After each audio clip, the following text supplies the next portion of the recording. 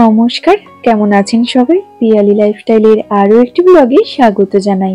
আজ রবিবার, ঘড়িতে ৮টা মতো বাজে, আর এখন থেকে আজকের ব্লগটা স্টার্ট করছি। আজকে যেহেতু রবিবার, ওই জন্য ঘুম থেকে ওঠার তাড়া নেই, তাই একটু লেট করেই ঘুম থেকে উঠছি। আর এদিকে চিনির অবস্থা দেখেছেন, একদমই সকালবেলায় ঘুম থেকে উঠতে চায় না। যখন আমি ঘুম থেকে উঠি তখন ও উঠে যেতে চায়, কিন্তু আজকে কি হয়েছে জানি না, আজকে একদমই ঘুম থেকে উঠতে চাইছে না। আমি ওকে বলছি আমি চলে যাচ্ছি, তুমি কি শোবে?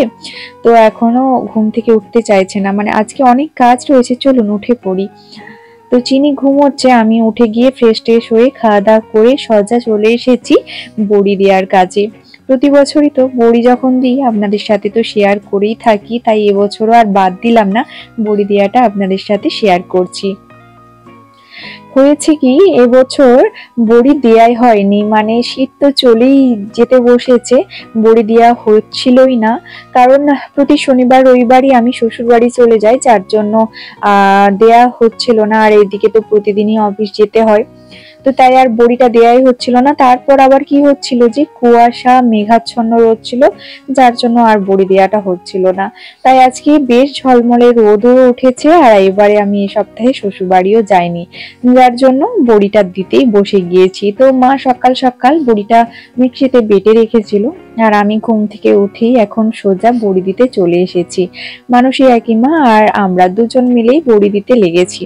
তো কাকিমা শুরু করে দিয়েছিল, আর আজকে কি হয়েছে, মানে এই প্লেটটার মধ্যে তেল বেশি পড়ে গেছিল, যার জন্য বড়িগুলো ভালো করে দেওয়া যাচ্ছিল না। তাও লাস্টের দিকে আমি বেশ ভালো করে দিতে পারছিলাম। তো কাকিমা দিচ্ছিল, কাকিমারটা বেশ ভালো একটু হচ্ছিল না, আর কাকিমার ওইদিকে মনটাও খারাপ লাগছিল, যার কারণে কাকিমা দিতে পারছিল না। তাই আমি এই যে আমাদের এটা দিচ্ছিলাম, আর কাকিমাদের এই টিনগুলোতে দিচ্ছিল। তারপর আমাদেরটা প্রায় কমপ্লিট হয়ে গেছে, আর এই কুলোতে একটুখানি দিলেই বড়ি দেওয়াটা প্রায় কমপ্লিট হয়ে যাবে। তো আমাদেরটা দেয়া কমপ্লিট হয়ে গেলে তারপর কাকিমাদের বড়িটা এখন দিয়ে নেব। আর এদিকে চিনি না বেশ দুষ্টু হয়েছে, সব সময় কি হয় কল পাড়ে গিয়ে জল ঘাটতে থাকে, যার জন্য মা ওকে ব্যবস্থা করেছে বেঁধে রাখার জন্য। ওই একটা গান মনে পড়ে যাচ্ছে এখন, গোপাল রে পালা গোপাল, করিস নে আর মাখন চুরি, যশোদা আসবে ধরবে যে তোর চারি জুড়ি। সেরকম অবস্থা হয়েছে আমাদের চিনিকে এখন গোপালের মতো বেঁধে রেখেছে, আর ও বেশ খুশি হয়েছে, বুঝতে পারছে না যে ওকে বেঁধে রেখেছে। তো তারপর ওকে একটু সান্ধান করিয়ে দিয়েছে ওর দিদুন, তারপর ওর মাসিমণি চলে এসেছে ওকে রেডি করে দেওয়ার জন্য, ড্রেস পরিয়ে চুল আঁচড়িয়ে। আর মাসিমণির কাছেই তো ও বেশি টাইমটুকু থাকে, আমাকে আর কতটুকুই পায়, আর ওই জন্য ওর মাসিমণির কাছে থাকতে আর মাসিমণির কাছে খেতে বা ঘুমোতে সবটাই মাসিমণির কাছেই। আর এইদিকে ওই জন্য চুপচাপ বসে মাসিমণির কাছে ড্রেস পরে নিচ্ছে, চুল আঁচড়ে নিচ্ছে। আমার কাছে হলে বেশ দুষ্টুমি করে, যে আপনাদেরকে হাই করে দিল। তো তারপর এখন সন্ধ্যেবেলায় দুপুরে ওকে খাওয়া দাওয়া করিয়ে ঘুম পাড়িয়ে দিয়েছিলাম, সেটা আর ভিডিও ক্লিপ নেওয়া হয় না। সন্ধ্যেবেলায় আজকে আমাদের হচ্ছে চালের রুটি আর চিকেন কষা।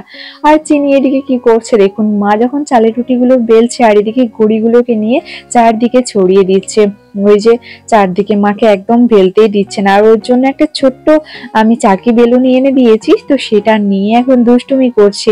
ও চাইছে যে ও বেলবে, আর এদিকে মানে সন্ধ্যে থেকে ওর আর বিরাম নেই, যতক্ষণ না ঘুমোবে ততক্ষণ সবাইকে এরম ভাবেই মানে জ্বালা বদমাইশি করবে, ওর পেছনে বকতে পারলেই হলো।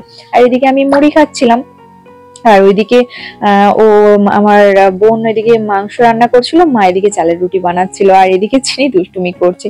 সবটাই তো আপনাদের সাথে শেয়ার করলাম। আর চিনির দুষ্টুমি গুলো আপনাদের কেমন লাগে অবশ্যই কমেন্ট করে জানাবেন। আপনাদের কমেন্ট গুলো পেলে না খুব ভালো লাগে, কিন্তু আপনারা তো কমেন্টই করেন না। জানি না চিনির দুষ্টুমি গুলো বা চিনিকে আপনাদের হয়তো ভালো লাগে না, জানি না কি ব্যাপার। যাই হোক, চিনির এইভাবে দুষ্টুমি চলতেই থাকবে। আর এদিকে আমার বোন এই যে চিকেন কষা করছে, অনেকদিন চালের রুটি আর চিকেন কষা খাওয়া হয় না, তাই আজকে ভাবলাম যে চিকেন কষা আর চালের রুটি খাবো।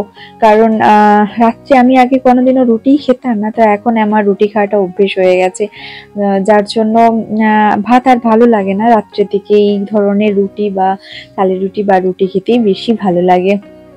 আর এদিকে যে মা মাটির উনুনে চালের রুটি বানাচ্ছে, মা আমাদের চালের রুটি বা যে কোনো পিঠে খুবটাই মানে সবটাই ভালোভাবে বানাতে পারে, যেটা আমার দ্বারাই হয় না। তো চেষ্টা করি মায়ের মতো করে বানানোর। তো চলুন এবার চিনিকে নিয়ে ঘরে গিয়ে বসি। বাবা এই যে এখানে ব্যায়াম করছে, আর চিনিকে পাঠিয়ে দিয়েছি কাকুর কাছে বসতে। কাকু এখন টিভি দেখছে, চিনি চুপটি করে বসে আছে। তো যাই হোক, আজকের ব্লগটা আর বড় করবো না, এখানেই শেষ করছি। সবাই ভালো থাকবেন, সুস্থ থাকবেন, আর আজকের ব্লগটা কেমন লাগলো কমেন্ট করে জানাতে ভুলবেন না।